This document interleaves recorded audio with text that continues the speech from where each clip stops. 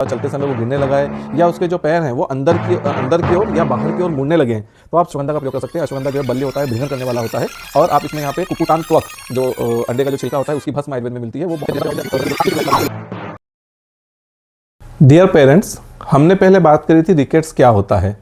आज मैं आपको रिकेट्स को डिटेल में समझाने वाला हूँ। नमस्कार, मैं डॉक्टर बख्तियार अशरफी पिछले 15 साल से आयुर्वेदिक पीडियाट्रिक्स में प्रैक्टिस कर रहा हूँ। देखिए क्या होता है, यदि आपका बच्चा बार बार खड़ा होने में उसको दिक्कत हो रही है, या चलते समय वो गिरने लगा है, या उसके जो पैर हैं वो अंदर की ओर या बाहर की ओर मुड़ने लगे हैं, तो आप समझिए कहीं ना कहीं वो रिकेट्स से पीड़ित हो सकता है। ये रिकेट्स बेसिकली विटामिन डी की कमी से होता है। क्या जब हम बच्चे को बहुत ज़्यादा कपड़े पहनाते हैं, उसको ओवर शेडो में रखते हैं, बाहर निकलने नहीं देते हैं, धूप में खेलने नहीं देते हैं, तो इस समय जो धूप की वजह से विटामिन डी का संश्लेषण बॉडी में होता है वो हो नहीं पाता है। विटामिन डी क्या करता है, हमारी आंतों में से कैल्शियम और फास्फोरस को एब्जॉर्ब करने का काम करता है।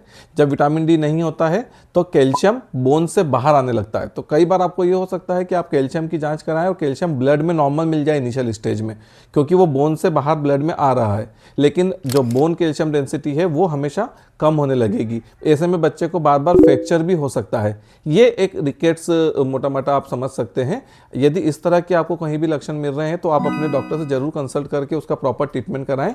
रिकेट्स में मॉडर्न साइंस जो है वो बेसिकली ट्रीटमेंट में ऐसे कैल्शियम सिरप स्टार्ट करता है जिसमें विटामिन डी और फास्फोरस साथ में मिलता हो।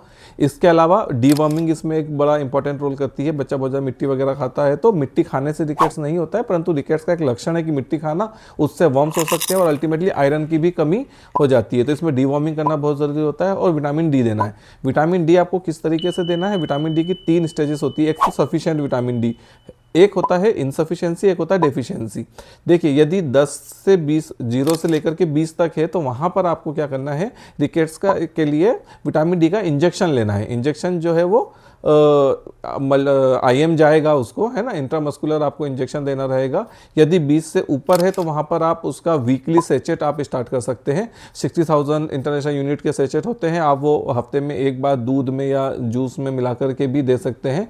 और यदि उसके ऊपर है तो वो नॉर्मल है, ये समझें। यदि आप सेचेट देना चाहते हैं तो आपको 10 सेचेट देने रहेंगे हफ्ते दर हफ्ते, जो है वो 10 हफ्ते तक जब आप सेचेट देंगे, जब जा करके उसकी जो सफिशिएंसी वो पूरी होती है। आप एक रैपिड ट्रीटमेंट भी होता है जिसमें हम लगातार एक दिन छोड़ करके रेगुलर सेचेट देते हैं।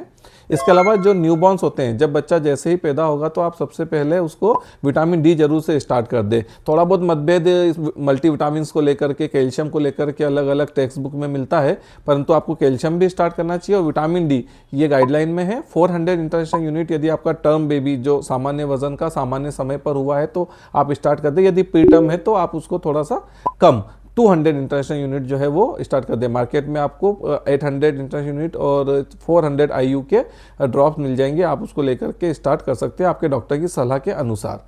आयुर्वेद में यदि आप देखें तो इसका अलग अलग ट्रीटमेंट होता है। अब इसके लक्षण पहले समझ ले। क्या होगा, मैंने बताया जैसे गिरने लगेगा, खड़े होने में दिक्कत आएगी, डिलेड डेंटेशन, दांत देर से आएंगे, बार बार उसमें कीड़े लगना या कैरीज मिल सकती है।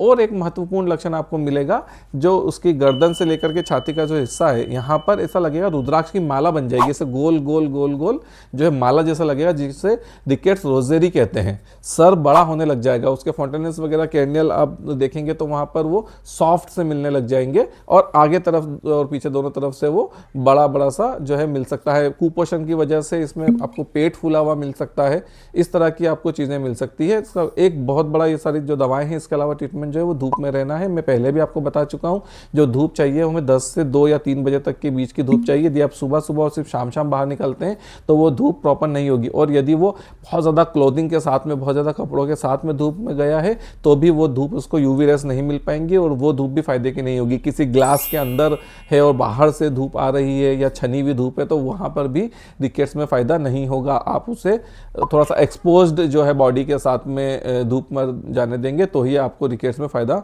मिलेगा।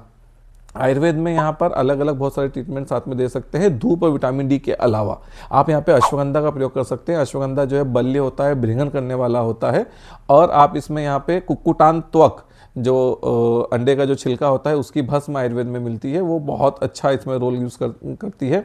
गोदंती भस्म आप यूज़ कर सकते हैं, शंख भस्म आप यूज़ कर सकते हैं। देखिए आयुर्वेद में ना इसका एक बहुत बड़ा कारण अग्निमान बोला गया। जैसे हमने पहले बात करी कि विटामिन डी आंतों से, आपकी जो इंटेस्टाइन है वहाँ से कैल्शियम एब्जॉर्ब कराता है, इसीलिए आयुर्वेद में भी ये समझ लें, आयुर्वेद में क्या है, निदान सेवन मतलब कुपोषण, धूप नहीं मिलना और भोजन ठीक से नहीं मिल पाना।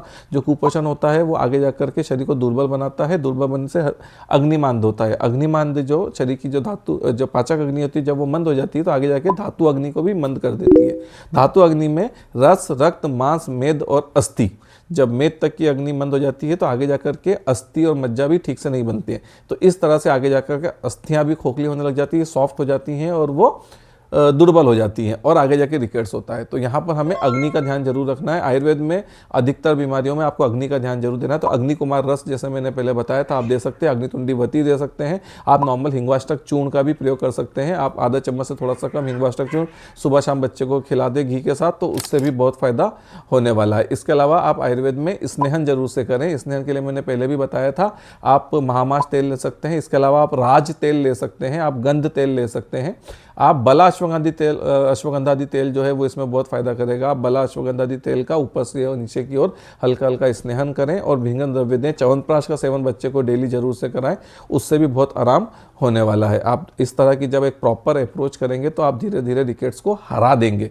इसमें यदि रिकेट्स ज़्यादा बढ़ जाए, आपकी हड्डियाँ अधिक टेढ़ी हो जाए, तो वहाँ पर आप एक्सरे कराएं, देखें ऑस्टियोफाइट्स की क्या कंडीशन है, बोन्स वगैरह ज़्यादा टेढ़ी होती हैं तो आगे जा करके आप इसको ब्रेसेस की भी ज़रूरत पड़ सकती है। जो जूता हम कहते हैं, जूते वगैरह जो बच्चों के लिए बनते हैं वो आपको फिर हॉस्पिटल से यूज़ करने पड़ेंगे। कई बार इसमें आगे जाके सर्जरी की भी ज़रूरत पड़ती है, क्योंकि बहुत सारी ऐसी बीमारियां हैं जो रिकेट्स के साथ जुड़ी हैं और लगभग सेम लक्षण वाली होती हैं, जिसे आम व्यक्ति के लिए पहचानना नामुमकिन होगा। इसलिए आप एक अच्छे क्वालिफाइड पीडियाट्रिशियन को दिखाएं और आयुर्वेदिक दवाएं एक अच्छे आयुर्वेदिक डॉक्टर से ही लें, किसी मेडिकल वालों की राय से या कोई आस पड़ोस वाले जो है बड़े बुजुर्गों की राय से आयुर्वेद ना लें। एक प्रॉपर आयुर्वेदिक फिजिशियन जो है वही आपके बच्चे का ट्रीटमेंट करे, तभी आप बीमारियों को हरा पाएंगे।